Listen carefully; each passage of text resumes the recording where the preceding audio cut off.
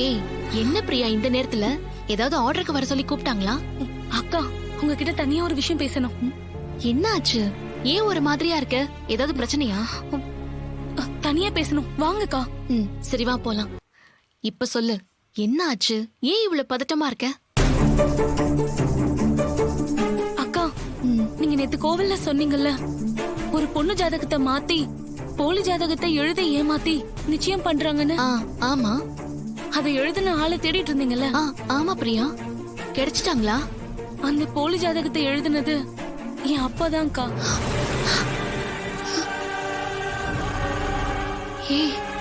என்னது? உன் அப்பாவா? ஆமாங்கா, அந்த கேடு கெட்ட காரியத்தை செஞ்சது என் அப்பாதான். அவர்கிட்ட நீங்க போலி ஜாதகம் எழுதின பொண்ணு பேர் என்னன்னு கேட்டதுக்கு தீப்தின்னு சொன்னாரு.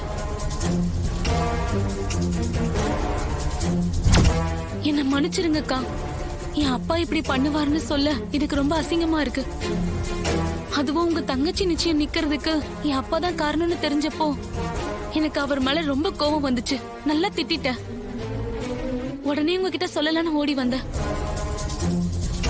பிரியா, இப்போ உங்க அப்பா எங்க இருக்காரு? வீட்டுலதான்க்கா இருக்காரு. நீ உடனே போய் உங்க அப்பாவை கூட்டிட்டு வரியா? அவரை கூட்டிட்டு வந்து சுபத்ரா அத்தை கிட்ட உண்மையை சொல்ல வைப்போம். உண்மை தெரிஞ்சதும் சுபத்ரா அத்தை இந்த நிச்சயதார்த்தத்தை கண்டிப்பா நிறுத்திடுவாங்க. அதுக்கப்புறம் என் தங்கச்சி வர்ஷினிக்கும் ராகவுக்கும் நிச்சயம் கண்டிப்பா நடக்கும். நான் நம்புற கடவுள் தான் உன்னை இங்க அனுப்பி வச்சிருக்காரு. சீக்கிரம் போ, எவ்வளவு சீக்கிரம் முடியுமோ அப்பாவை கூட்டு வா பிரியா, ப்ளீஸ். சரிக்கா, நான் போய் அப்பாவை கூட்டிட்டு வந்துடுறேன்.